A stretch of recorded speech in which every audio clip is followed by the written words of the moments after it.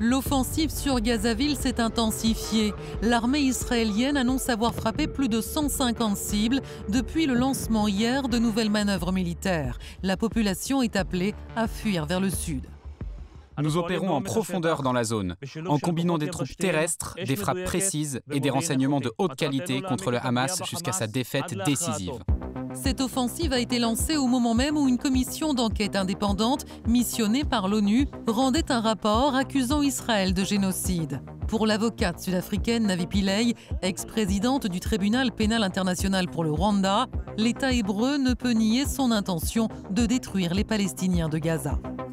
Ce n'est pas une invention de notre part.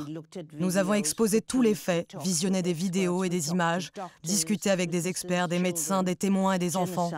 Un génocide est en cours à Gaza. Depuis 2 ans et les attaques du 7 octobre perpétrées par le Hamas, Gaza est ravagée par les bombardements. Près de 65 000 Palestiniens ont été tués, selon le ministère de la Santé de Gaza. Dans les ruines, ce père de famille approuve le rapport de l'ONU. L'ONU aurait pu arriver à ces conclusions bien plus tôt. Israël a commis quotidiennement des atrocités de masse en utilisant tous les moyens. Le terrorisme, la peur, la destruction, la faim, la soif et le déplacement.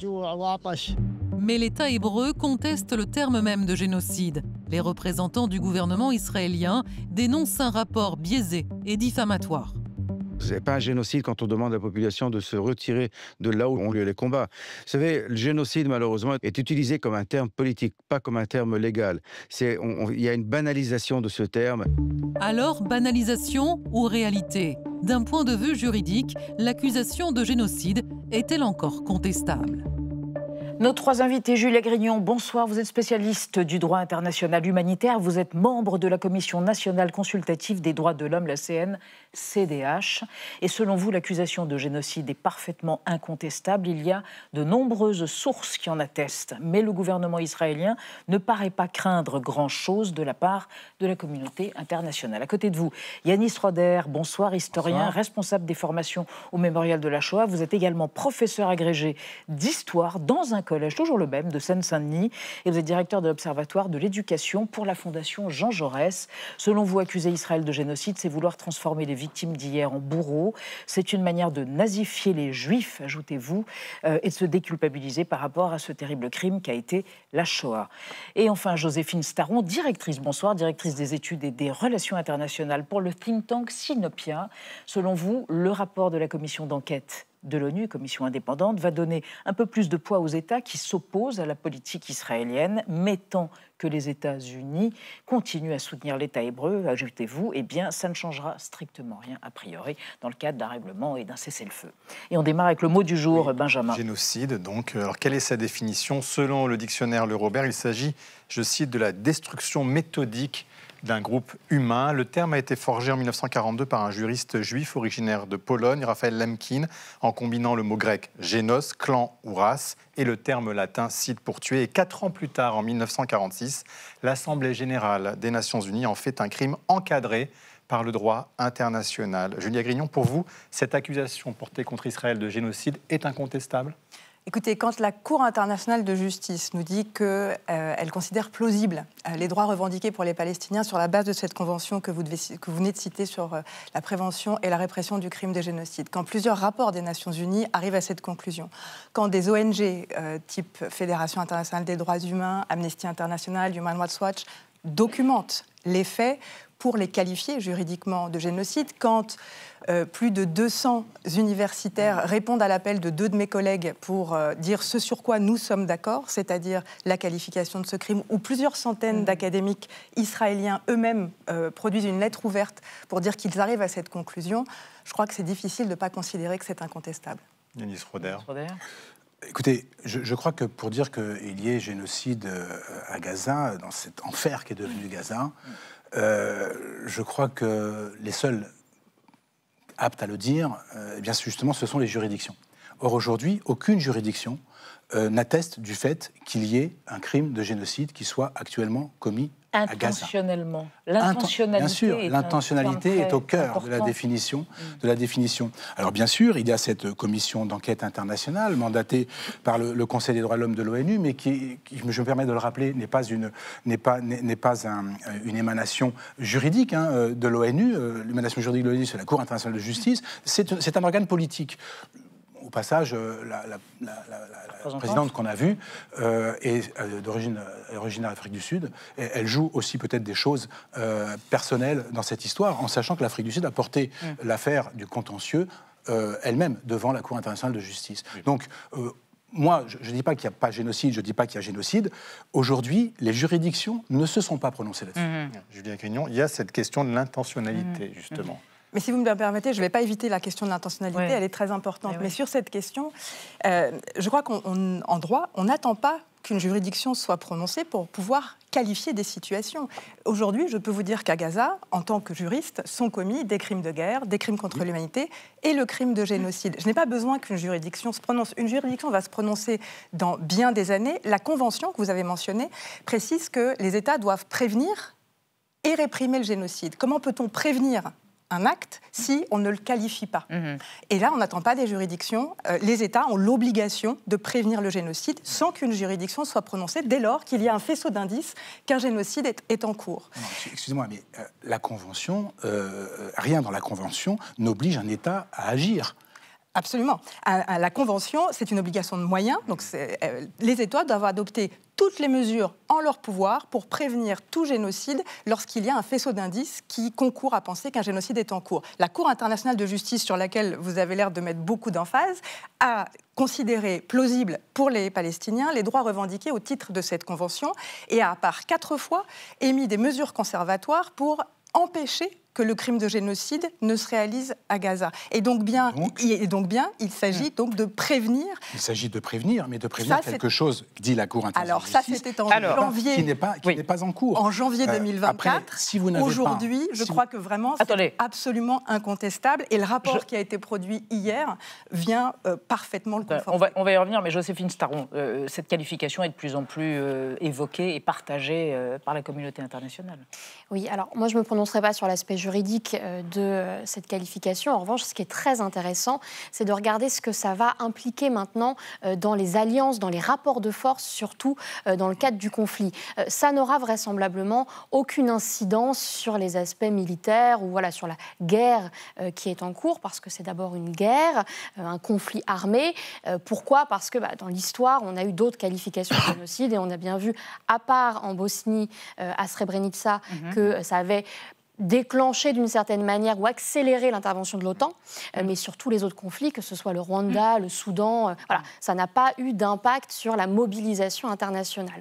Ce qu'on peut attendre, c'est déjà le 22 septembre, lors de l'Assemblée générale de l'ONU et cette fameuse conférence sur la reconnaissance de d'un État palestinien, que effectivement la pression sur Israël et ses alliés soit plus intense, et surtout, je pense que le point le plus important, c'est la mobilisation des opinions publiques. Parce que finalement, cette guerre entre Israël et Gaza, c'est quand même une guerre aussi des narratifs, une guerre des opinions. Et là, ce rapport vient donner du grain à moudre, si je puis dire, à tous les soutiens de la cause palestinienne, à tous les ennemis d'Israël, et puis à toutes les opinions publiques aussi du monde arabe qui critiquent leur propre gouvernement, Arabie Saoudite, Égypte, Qatar, qui avaient entamé des processus de normalisation avec Israël et qui aujourd'hui se retrouvent quand même très embêtés par tout ce qui se passe, et c'est un mot faible, politiquement parlant. Mais Yanis Roder, vous parlez en tant qu'historien, vous disiez les historiens pourront dire ce qui a été. Est-ce que là, contester le génocide, vous me dites, ne revient pas à contester les crimes commis contre la population gazaouie? C'est là-dessus que vous faites le distinguo. Mes voisines me le confirmeront, je pense.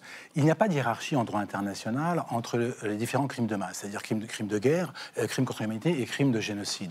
Qu'il y ait des crimes de guerre et des crimes contre l'humanité, d'ailleurs, la Cour pénale internationale l'a reconnu en lançant des mandats d'arrêt contre Yoav Gallant, l'ancien ministre de la Défense et contre Benyamin Netanyahou, mais ne poursuit pas ces deux hommes pour crimes de génocide. Il y a donc là quelque chose à aller voir. Donc, voici ce que disent utilisent aujourd'hui les juridictions internationales. Ça ne veut pas dire qu'il s'agit de nier la gravité de la situation à Gaza.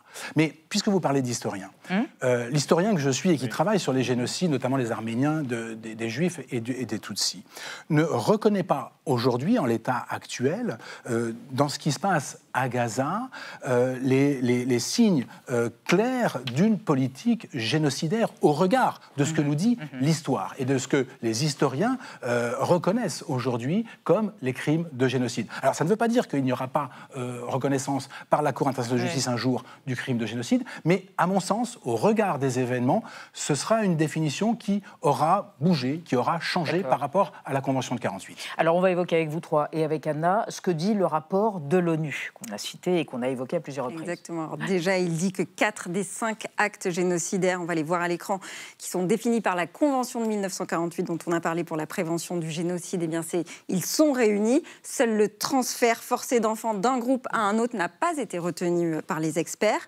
Ont aussi été analysées dans ce rapport les déclarations de plusieurs responsables israéliens depuis le 7 octobre 2023, celle du président Isaac Herzog, celle du Premier ministre Benjamin Netanyahou et de l'ancien ministre de la Défense Yoav Gallant. Selon la commission, ces déclarations, je cite, ont incité à commettre un génocide et tendent à prouver le caractère prémédité des actions contre Gaza et sa population. Il est donc explicitement recommandé, là encore dans le rapport, à Israël de tout mettre en œuvre pour mettre fin au génocide en cours, à savoir cesser la politique de famine, lever le siège à Gaza et assurer l'accès sans entrave à l'aide humanitaire. Quant aux États membres de l'ONU, eux sont appelés à cesser leur livraison d'armes à Israël sous peine d'être accusés de complicité de génocide. D'ailleurs, petite parenthèse, la Commission européenne aujourd'hui a proposé de taxer certaines importations israéliennes et de sanctionner 2 ministres d'extrême droite du gouvernement de Netanyahou. Julia Grignon, quelle valeur juridique elles ont, ces recommandations? Est-ce qu'elles sont contraignantes ou alors pas du tout? Alors justement, ça me permet de revenir sur un point, sur le Conseil des droits de l'homme des Nations Unies. C'est un organe qui a été créé par l'Assemblée générale des Nations Unies, donc ce n'est pas du tout un organe politique, c'est un organe juridique. L'ONU est un organe politique. Qui procède à un certain nombre d'examens, notamment il y a un examen périodique universel où on regarde la situation des droits humains dans tous les pays de manière périodique et qui nomme des procédures spéciales. Vous avez des rapporteurs spéciaux avec des mandats thématiques, des mandats géographiques et qui peut aussi, lorsque certaines situations le justifient, décider de mettre sur pied des commissions d'enquête indépendantes qui vont documenter les faits dans certaines régions du monde. Et donc c'est cette commission qui a produit ce rapport hier. Ce qui est très important de souligner, c'est que cette commission, elle existe depuis 2021. Donc elle n'a pas été mise sur pied suite au 7 octobre 2023, mais elle existe depuis 2021. Elle a rendu un certain nombre de rapports, elle a fait un certain nombre de prises de position. Et là, on lui a demandé de se prononcer sur ce sujet. Et ce que je veux dire aussi, parce que ça, je pense que c'est vraiment quelque chose d'important, Navi Pillay, qui préside cette commission, je pense que quand on attaque le messager, c'est qu'en fait, sur le fond, on n'a pas grand-chose à dire, puisque Navi Pillay a quand même été juge à la Cour pénale internationale, juge au tribunal pénal international pour le Rwanda. Je pense que personne ici va contester le politique. Je ne sais pas en quoi ça pourrait l'empêcher de faire de la politique. Sur les critères retenus, Yanis Roder, est-ce qu'ils sont contestables ou pas? Non, les critères retenus ne sont pas du tout contestables, mais ils ne sont, on va dire qu'ils ne sont effectifs en termes de politique génocidaire que si l'intention est établie. Or, par exemple, univoque. Oui, exactement, et univoque. Par exemple, le meurtre, bon, malheureusement, il y en a tous les jours, mais le meurtre avec l'intention de détruire le groupe ou le groupe en partie comme tel, ça, c'est l'intention génocidaire. Et ça, il faut pouvoir le démontrer. Et en fait, l'intentionnalité, c'est quelque chose de très compliqué. C'est pas seulement les déclarations des uns et des autres. C'est tout un faisceau d'indices qui doit, que ne peut montrer qu'une enquête approfondie. Jocelyne Sarron, il y a des pays qui ont retenu cette intentionnalité. L'Espagne le dit aujourd'hui, pas la France. C'est une question politique, comme le dit Yanis Roder. C'est une question d'abord et avant tout politique, parce que les conséquences, si un jour elles sont juridiques peut-être, mais on parle d'années, de dizaines d'années, en tout cas elles seront d'abord politique. Vous voulez dire dizaines d'années avant des poursuites? Oui, avant des poursuites effectives par des juridictions internationales, etc. Là, le véritable intérêt, il est politique. Pour les deux, d'ailleurs, parce que ce soit du côté des alliés d'Israël, comme les États-Unis, par exemple, ils ne reconnaissent pas plus les juridictions internationales, ou très peu. On sait quel cas fait Donald Trump des organisations internationales depuis son retour au pouvoir. Donc, on se doute que l'impact l'impact sera extrêmement faible sur Donald Trump, mais j'insiste, l'impact, il peut surtout avoir lieu sur les pays de la région qui entourent Israël et qui jusque-là ont été, si ce n'est timides, du moins simplement dans des déclarations de principe contre la guerre à Gaza, mais absolument pas en soutien direct du Hamas et de Gaza. Donc la pression, elle va encore une fois venir des opinions publiques de ces pays-là et de la masse des pays à l'Assemblée générale qui vont montrer leur soutien à la cause palestinienne. Alors vous parlez des États-Unis qui continuent de soutenir Israël, faisant fi de tous les débats actuels. Écoutez Marco Rubio, le secrétaire d'État américain, il était à Jérusalem en début de semaine. And the people of Gaza deserve a better future, but that better future cannot begin until Hamas is eliminated. That better future and that kind of peace is not even possible until the hostages are released, all of them, every single one. And that's what you can count on our unwavering support and commitment to see come to fruition. Julia Grignon, ça veut dire que si génocide il y aurait complicité présumée des États-Unis aujourd'hui? Oui, alors là aussi je vais vous répondre, mais quand même juste le débat montre qu'on peut chacun rester dans sa ligne d'eau politique, historique, juridique, et puis s'enferrer dans nos définitions. Je pense que ça montre aussi que la mobilisation de ce terme, elle mobilise nos valeurs, la morale, on parle du crime des crimes, et c'est ça qui polarise le débat. Et ce qui est en train de se passer là entre nous, c'est aussi ce qui se passe dans la société. Et dans la société israélienne aussi? Oui, absolument. Quoique dans la société israélienne, ils sont quand même très loin dans le débat, mais ça contribue à invisibiliser les crimes qui sont commis, puisque finalement, là, on débat entre nous de savoir est-ce qu'il y a génocide ou pas. Mais en fait, il y a des massacres, il y a des personnes qui meurent sous les bombes de manière parfaitement indiscriminée. Bien sûr que non, mais je pense que c'est aussi le message à faire passer, c'est-à-dire que si on retient que de notre débat la question de la technicité du terme, on oublie en fait l'essentiel. Pardon, votre question, c'était sur... La complicité présumée des États-Unis sur ce génocide. Vous dites qu'elle pourrait être avérée juridiquement. Tout à fait. Et donc ce rapport, quand même, c'est 72 pages. Hein, c'est pas un petit rapport qui documente les crimes commis à Gaza et qui les qualifie de crimes de génocide. Et effectivement, en droit international, un État doit non seulement ne pas participer à un génocide, mais doit aussi tout mettre en œuvre pour stopper l'État qui est mis en lumière pour être en train de perpétrer un génocide et doit cesser tout acte qui pourrait contribuer à ce génocide. Et donc, cesser toute vente d'armes à destination de cet État, si on pense que ces armes peuvent servir aux crimes qui sont commis. Yanis Roder, vous dites qu'accuser Israël de génocide, c'est nazifier Israël et ça vise à le délégitimer, cet État, pour ouvrir un jour à sa disparition? J'ai écrit ça, je crois, en novembre 2024, me semble-t-il. Certains vous diront que vous faites une confusion. Voilà, non, je ne fais pas de confusion, je ne crois pas. Mais d'abord, je voudrais revenir sur une chose. Vous l'avez dit, en fait, la question, elle n'est pas morale, elle est politique, en réalité. Et justement, quand on se place du point de vue de la morale, où on fait du génocide le crime des crimes, du point de vue du droit international, vous le savez mieux que moi, il n'y a pas de crime des crimes, ça n'existe pas. Il y a crime de guerre, crime contre l'humanité et crime de génocide. Pourquoi on fait du génocide le crime des crimes? Et donc pourquoi on utilise le terme de génocide? Parce que notre mémoire collective est ancrée dans l'histoire, notamment, bien sûr, du XXe siècle et de la Shoah. Bien sûr. Et donc qui envahit les esprits. L'unicité de la Shoah aussi. Non, c'est pas l'unicité, parce que je pense que chaque événement est unique en soi. Mais la spécificité, c'est un autre débat. Et il n'y a pas de hiérarchie dans les crimes. Enfin, dans les souffrances en tout cas. Et donc, ce que je veux dire par là, c'est que on utilise aussi le terme génocide avec des arrière-pensées, et des arrière-pensées qui sont politiques. La première, c'est, je crois, de dire il faut intervenir, il faut faire quelque chose. Et ce n'est pas parce qu'on n'utilise pas le terme de génocide ou qu'on dit qu'il n'y a pas de génocide que ce qui se passe n'est pas gravissime à Gaza. Bien sûr que c'est forcément de l'antisionisme ou de l'antisémitisme, c'est ça que vous dites? Non, c'est pas ce que je dis. Je dis qu'il faut, la première chose, la première idée, à mon avis, c'est de dire on va utiliser génocide pour faire réagir. Parce que notre mémoire collective renvoie à la Shoah. Ensuite, vous avez quand même une autre dimension qui est effectivement, je crois, de délégitimer Israël. Vous savez de quand date la première accusation de génocide contre les Arabes? À l'époque, on ne disait pas palestiniens, on disait Arabes de Palestine, 1948. La Nakba. Ouais, 1948, Maurice Bardèche, un chantre de l'extrême droite, qui accuse Israël de génocide des Arabes de Palestine. Oui, c'est pas nouveau. Et Maurice Bardèche était un de ceux qui a créé ce qu'on appelle le négationnisme. Donc il y a bien sûr une dimension politique. Ça ne veut pas dire que c'est systématique, mais ça veut dire que ça existe. Joséphine Staron. Oui, je pense qu'on entre dans un débat comme à chaque fois sur cette question qui est extrêmement difficile parce qu'on sent bien qu'il y a des... Voilà, il y a énormément d'émotions quand même de part et d'autre de la société, dans toutes les sociétés, sur cette question-là. Maintenant, je pense que c'est notre devoir aussi, dans ce type de cadre, de sortir de l'émotion pour essayer d'analyser peut-être un peu cyniquement et de voir ce qu'on peut en ressortir. Et là, mais il faut bien admettre que c'est extrêmement complexe.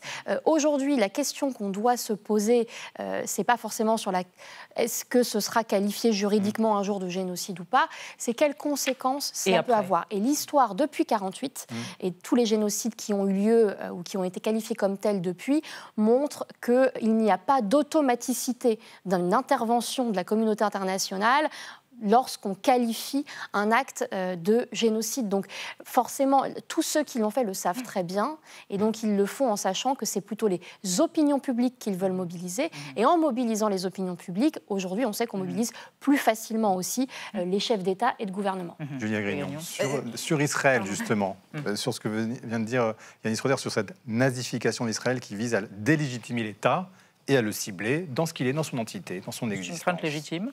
Alors, à mon avis, pas du tout de la part des juristes. Et justement, le rôle des juristes, c'est d'objectiver des faits et de les qualifier juridiquement. Et là, je veux encore reprendre ce qui a été dit.